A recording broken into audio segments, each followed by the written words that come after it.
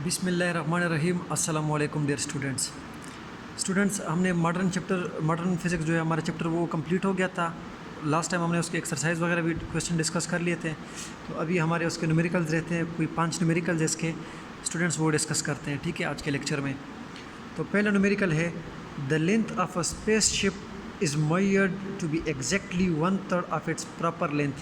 अब कहते हैं कि कोई एक स्पेस शिप है जिसकी प्रॉपर लेंथ अगर एल है तो उसकी जो लेंथ है वो चेंज हो रही है, ठीक है, वो l/3 हो गया, ठीक है, मतलब ओरिजिनल लेंथ का तीसरा हिस्सा। तो आपको कहते हैं what is the speed of the space ship. आप वेलोसिटी फाइंड करें या स्पीड फाइंड करें, ठीक है, रिलेटिव टू द ऑब्जर्वर, जो उसका ऑब्जर्वर है उसके मुताबिक उसकी वेलोसिटी फाइंड करें जो उसके अंदर है, ठीक है, स्पेसशिप के। यानी अगर उसका लेंथ जो है वो उसके ओरिजिनल लेंथ का तीसरा हिस्सा आता है तो आप उसकी वेलोसिटी फाइंड करें ऑब्जर्वर के मुताबिक उस स्पेसशिप की वेलोसिटी क्या है, ठीक है स्टूडेंट्स। तो यहाँ पे मैंने लिखा है, उसकी डेटा में मैंने लिखा है रेस्ट लेंथ जो था जब स्पेसशिप रेस्ट पे था, ठीक है, तो उसकी लेंथ अगर l0 थी तो जब वो मोशन में आता है तो वो कहते हैं कि l/3 हो जाता है, यानी 1/3 हो जाता है, ठीक है। स्पीड ऑफ लाइट तो आपको गिवन है और वेलोसिटी आप लोगों ने फाइंड करनी है, ठीक है स्टूडेंट्स। तो ये हमारे पास फार्मूला है L = L0 into √1 - v² divided by c², ठीक है स्टूडेंट्स।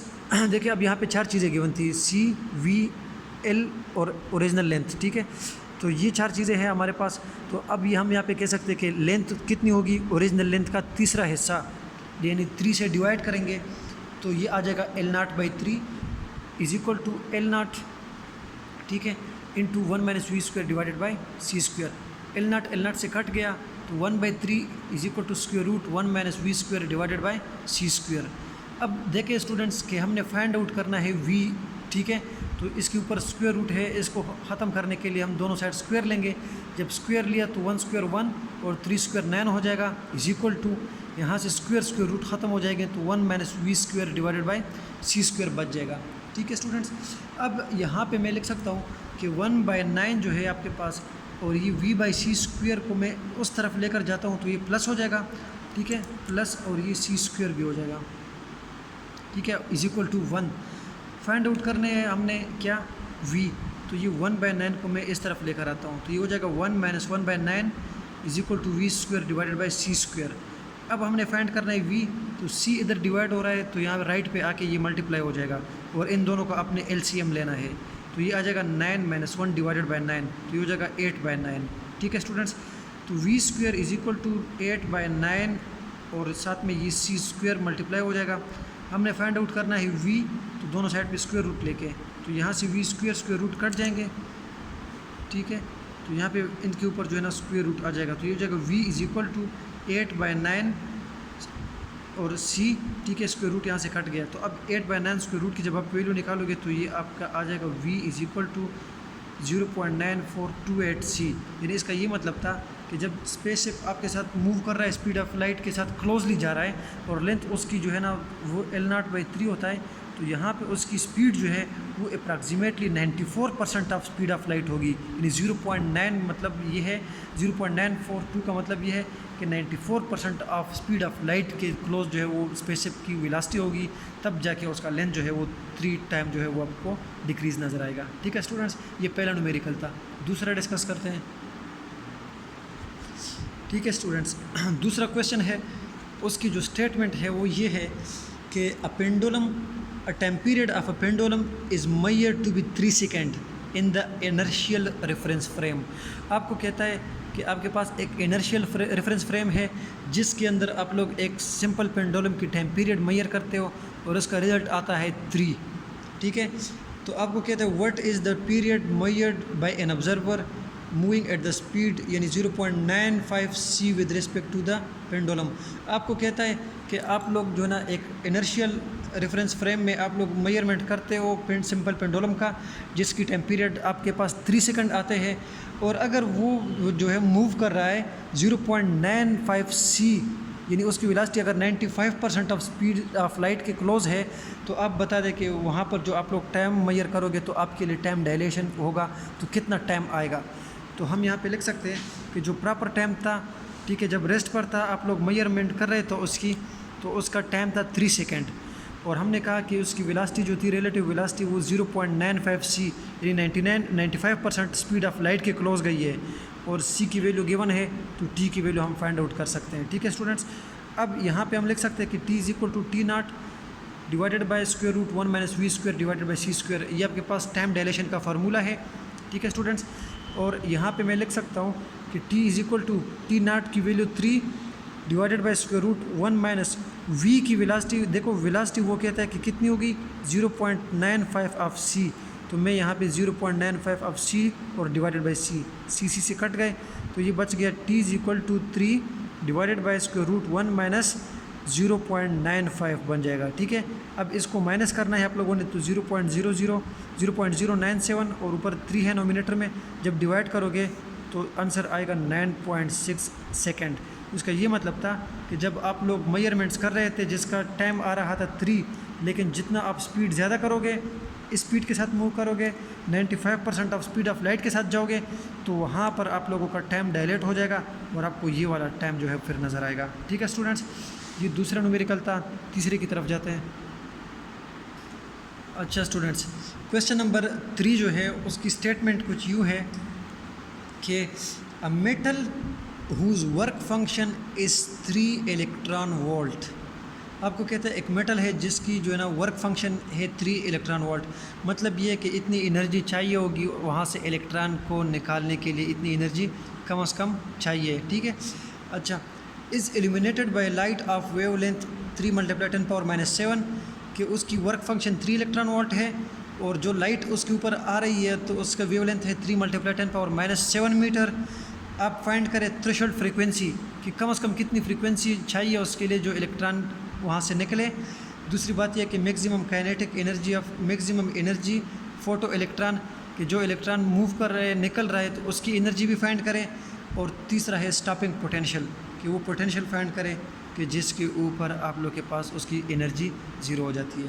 ठीक है स्टूडेंट्स, तो यहाँ पे देखें गिवन डेटा में देखें वर्क फंक्शन 3 इलेक्ट्रॉन वोल्ट, और ये ई जो है चार्ज ऑफ इलेक्ट्रॉन है, तो इसको 1.6 × 10⁻⁻19 कूलम से मल्टीप्लाई करना होगा। तो जब आप 3 और 1.6 को मल्टीप्लाई करोगे तो यह आ जाएगा 4.8 × 10⁻19। लेमडा की वैल्यू भी गिवन है, एच की वैल्यू भी गिवन है। फाइंड करनी है काइनेटिक एनर्जी मैक्सिमम, F0 और V0 हमने फाइंड आउट करना है। ठीक है स्टूडेंट्स, अब यहाँ पे आपको पता है कि फाई = HF0 का बराबर था।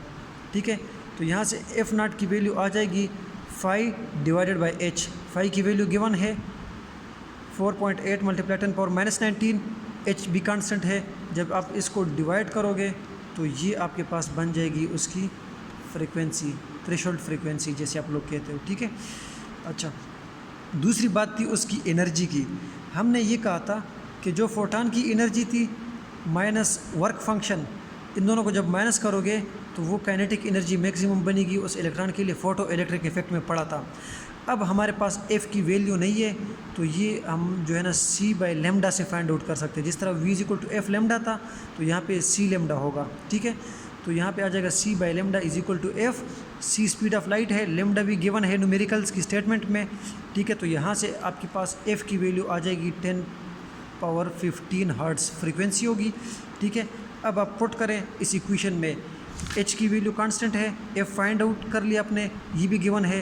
तो यहाँ से जब आप करोगे तो ये 6.4 × 10⁻34 हो जाएगा, इनटू फ्रीक्वेंसी कितनी है 10⁻15 माइनस ये आपके पास उसकी वर्क फंक्शन है, यानी थ्रेशोल्ड फ्रीक्वेंसी है। ठीक है, वर्क फंक्शन है, सॉरी। ठीक है, जब इसको माइनस करोगे तो यहाँ पे आपके पास ये वैल्यू आ जाएगी। अब इस वैल्यू को आपने चार्ज ऑफ इलेक्ट्रॉन से डिवाइड करना है। ठीक है, तो ये आपके पास बन जाएगी 1.14 इलेक्ट्रॉन वोल्ट, ये उसकी एनर्जी होगी। अब आपने इसकी जो है ना V0 को फाइंड करना है, यानी स्टॉपिंग पोटेंशियल के लिए। तो हमने ये कहा था कि वहाँ पे EV0 जो है वो मैक्सिमम काइनेटिक एनर्जी के इक्वल होगा। तो ये E डिवाइड कर दे यहाँ पे, जिस तरह ये वैल्यू आई है एग्जैक्टली यही वैल्यू जो है ना उसकी स्टॉपिंग पोटेंशियल के लिए आएगी। अगर इतनी वैल्यू होगी तब जाके ना आप लोगों का इलेक्ट्रॉन की जो एक्सेस एनर्जी होगी वो इतनी होगी। ठीक है, मैक्सिमम काइनेटिक एनर्जी 1.83। ठीक है, और 1.83 × 10⁻⁻19। ठीक है, फिर आपने इसे 1.6 × 10⁻⁻19 से डिवाइड करना है, तो ये आपका आंसर आ जाएगा जो कि स्टॉपिंग पोटेंशियल है। ठीक है स्टूडेंट्स। अच्छा, ये 3 क्वेश्चन हो गए आप लोगों के। अभी क्वेश्चन नंबर 4 रहता है और 5 रहता है। अच्छा स्टूडेंट्स, वो क्वेश्चन नंबर 4 में ये कहता है कि 50 किलो इलेक्ट्रॉन वोल्ट, कितना 50 किलो का मतलब ये है कि 50,000 इलेक्ट्रॉन वोल्ट जो है ना, ये उसकी पोटेंशियल है। X ray scattering through an angle of 90, कि ये जो उसकी जो है ना वोल्टेज गिवन है कितनी है, 50,000 वोल्टेज इलेक्ट्रॉन वोल्ट। ठीक है, और एंगल भी गिवन है 90 के साथ, वो मूव कर रहा है 90 एंगल के साथ।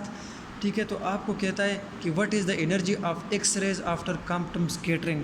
आपको कहता है कि क्वांटम इफेक्ट में अगर इलेक्ट्रॉन के पास एनर्जी 50,000 हो और 90 एंगल के साथ वो मूव जो है ना वहाँ से स्कैटरिंग हो जाए, तो हमने ये कहा था कि उसकी एनर्जी चेंज होती है, उसकी फ्रीक्वेंसी चेंज होती है, तो कितनी होगी। ठीक है, तो वो यही पूछ रहा है क्वेश्चन में। तो यहाँ पे मैं लिखता हूँ कि जो इंसिडेंट फोटॉन की एनर्जी थी जो जिसके साथ वो आ रहा था, ठीक है, वो है HF is equal to 50 kilo electron volt. Scattering angle कितना है, 90 डिग्री है। प्लैंक कांस्टेंट आपके पास गिवन है। ठीक है, तो आपने फाइंड करना है EF, यानी फाइनल एनर्जी अपने फाइंड करनी है जो कि चेंज होगी HF प्राइम में।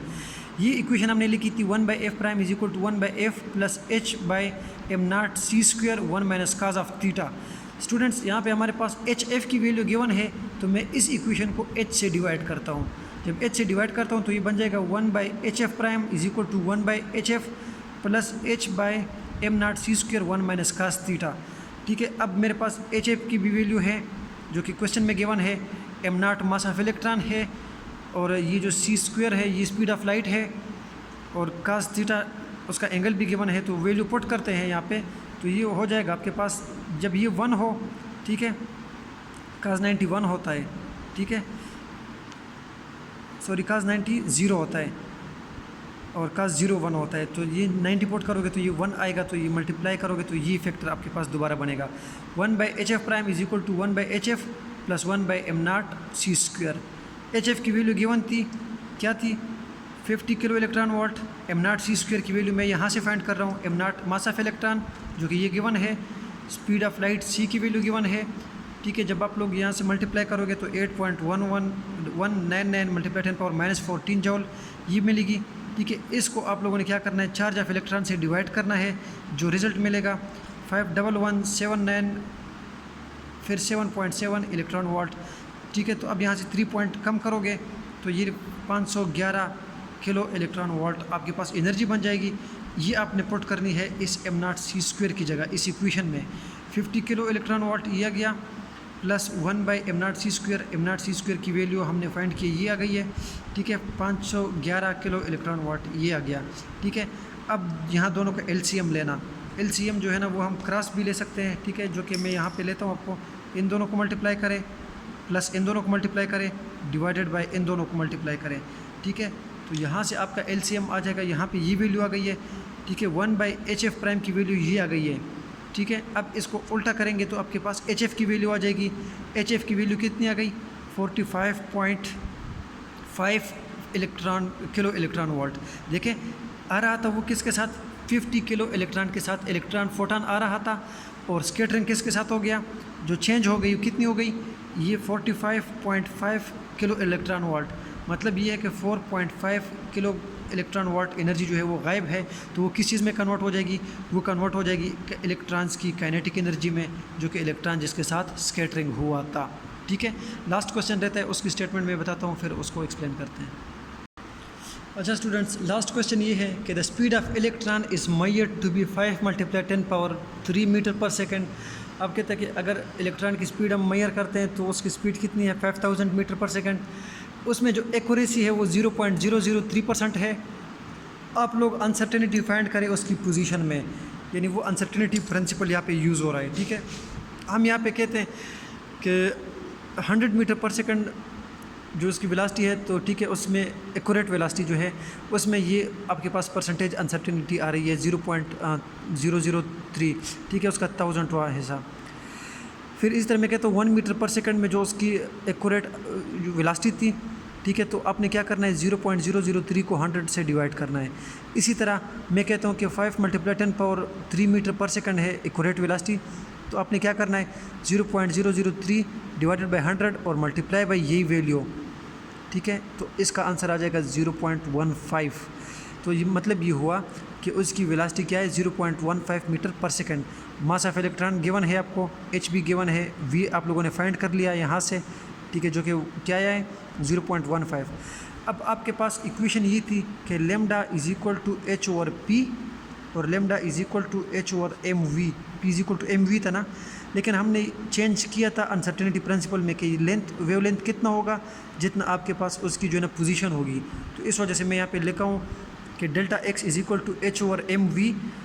एच कांस्टेंट है आपके पास 6.64 multiply 10 power -34 divided by m mass of electron, v 0.15, ठीक है। जब इनको आप मल्टीप्लाई करोगे तो इसका ये मतलब था कि जो इलेक्ट्रॉन की पोजीशन है वो कितनी है 4.84 मल्टीप्लाई 10 पावर -3 मीटर, ये उसकी जो है ना पोजीशन है किसी एक ख़ास रेफरेंस फ्रेम से, ठीक है स्टूडेंट्स। ये चैप्टर ख़त्म हो गया न्यूमेरिकल के साथ भी। फिर भी अगर इस चैप्टर में किसी को कोई मसला है तो वो कल भी मेरे साथ कॉलेज में डिस्कस कर सकते हैं। इसके बाद तो क्लासेस इंशाल्लाह फ़िज़िकल होगी, तो कोई मसले वाली बात नहीं है, ठीक है स्टूडेंट्स। अल्लाह हाफ़िज़।